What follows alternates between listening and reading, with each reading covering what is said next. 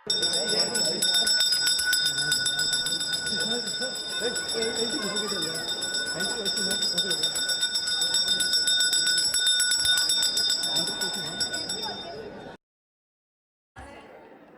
आजच्या कार्यक्रमाचे दोन प्रमुख भाग आहेत.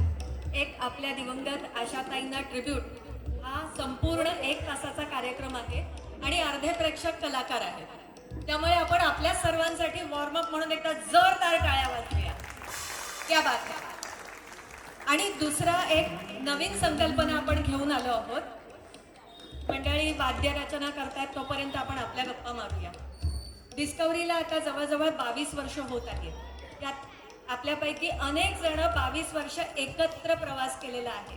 अगदी सुरुवातीची डिस्कवरीचा जर तुम्हाला स्नेहसंमेलन आजचं जे आहे ते जर आठवत असेल तर असं स्टेज नव्हतं.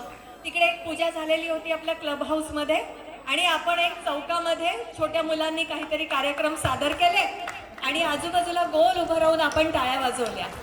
2 वर्षांनंतर आपण स्टेजची कल्पना आणली. मग तो स्टेज सुद्धा आपल्याला कमी उंचीवर असल्यामुळे प्रॉब्लेम होतोय.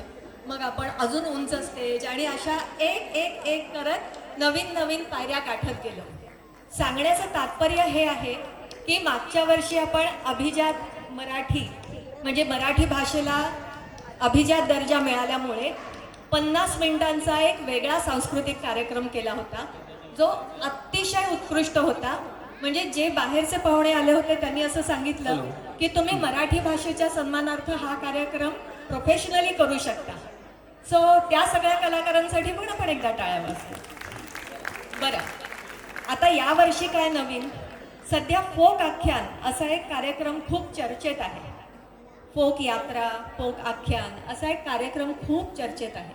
आख्यान म्हणजे काय तर एखाद्या गोष्टीचा प्रवास सांगणं, कथा सांगणं, याला आख्यान म्हणतात. तर आपण आज जी संकल्पना घेऊन आलेलो आहोत ती मस्कर काका आणि अमोल परब ह्या दोघांच्या संकल्पनेतनं उतरलेलं रंगमंच आख्यान. कुठेच नाही असं ऐकलेलं. वाजूया ना टाळ्या.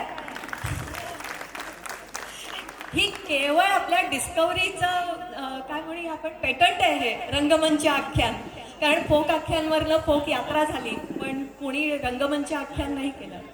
बरं, ह्या कार्यक्रमात आपण काय करणार आहोत तर रंगमंच देवतेला सुरुवातीला नांदी म्हणजे प्रीकर्सर, पूर्वसूचना देणं, एखाद्या कार्यक्रमाची वर्दी देणं, हे जे आपण करतो ही नांदी सुद्धा आपल्या विलास देशमुखांनी लिहिलेली आहे. त्या फोक आख्यान कार्यक्रमाची स्पेशालिटी हीच आहे की सगळी गाणी त्यांची लिहिली आहेत त्यांनी, संगीत त्यांनी दिलंय. आणि आजच्या आपल्या रंगमंच आख्यानामध्ये सुद्धा बरेचसे जे प्रकार आहेत, नांदी आहे, वग आहे, भारूड आहे, ते केवळ आणि केवळ आपल्या कलाकारांनी लिहिलंय, त्याचं म्युझिक डायरेक्शन केलंय आणि गायलंय आणि सादर केलंय. बरं, मागच्या वर्षीही आपण एक नांदी सादर केली होती. हे नांदी म्हणजे मंगलाचरण किंवा शुभ सुरुवात. परंपरेनुसार नाटकाच्या कार्यक्रमाच्या सुरुवातीला सूत्रधार जो असतो तो ईशस्तवन करतो आणि रसिक प्रेक्षकांकडून आशीर्वाद मिळावे यासाठी श्लोक, कवन अशा पद्धतीची प्रार्थना करतो. आणि या सूत्रधाराबरोबरच इतर सगळे कलाकार सुद्धा मंचावर हजर असतात. आजच्या ह्या नांदीच्या निमित्ताने पुढच्या रंगमंच आख्यानातले सगळे कलाकार आपल्या समोर उभे आहेत. सुरू करूया नांदी.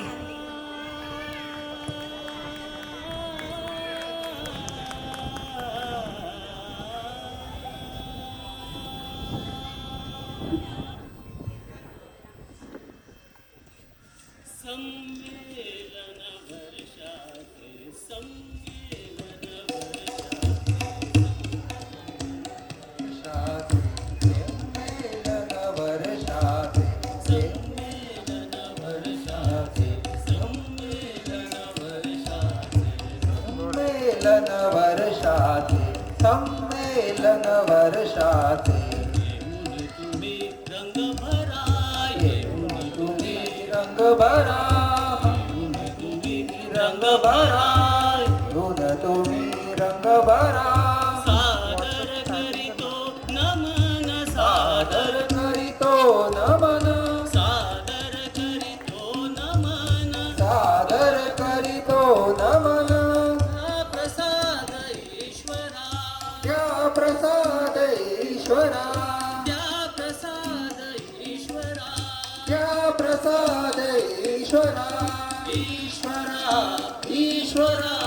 ईश्वरा संमेलन वर्षाचे घेऊन तुम्ही रंग भरा संमेलन वर्षाचे घेऊन तुम्ही रंग भरा